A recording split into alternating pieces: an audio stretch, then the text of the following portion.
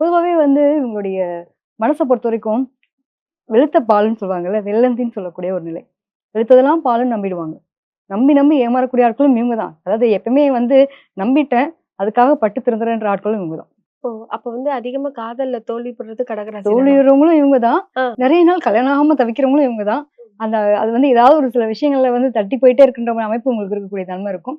நெறைய பேர் பார்த்தீங்கன்னா, வெளிநாட்டிலேயே பொண்ண செலக்ட் பண்ணி அங்கேயே செட்டில் ஆயிருவாங்க. செட்டில் ஆகக்கூடிய ஆட்கள். அதாவது நான் லவ் பண்றேன், கல்யாணம் பண்ணிட்டேன் அப்படின்னு கூட்டிட்டு வந்து, "அம்மா ஆல்ரெடி நான் லவ் பண்ணிட்டேன். ஒண்ணும் பண்ண முடியாது. நீ வீட்ல அப்பாட்ட பேசிக்கோன்ற" அளவுக்கு கரெக்ட் பண்ண ஆட்களும் இவங்க தான். ம், ஸோ ம். பொதுவாவே வந்து என்னன்னா, இவங்களுடைய அன்பு அப்படிங்கிறது, தாய் அன்பு அப்படிங்கிறத எதிர்பார்ப்பாங்க.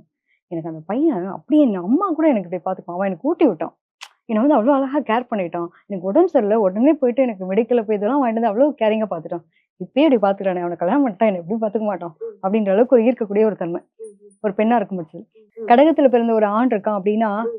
என்னோட அம்மா எப்படி என்ன பேம்பரிங்கா, கேரிங்கா பார்த்துப்பாளோ, அது ம். மாரி எனக்கு உடம்பு சரியில்ல உடனே வந்துட்டு அழகா எனக்கு சுடு தண்ணி வச்சு குடுத்து, என்ன ஒவ்வொன்னும் அப்படி பார்த்தேன்டா. எனக்கு அதனால அவள ரொம்ப பிடிக்கும். என்னோட அம்மாவுடைய அன்பு அப்படியே எனக்கு அவள்ட்ட கிடைக்கிறது. ஸோ இந்த தாய் பாசம்ன்ற ஒரு உணர்வுல வந்து பரிமாறிக்கக்கூடிய ஒரு ஆட்கள், அதுல வந்து காதலிக்கிறது.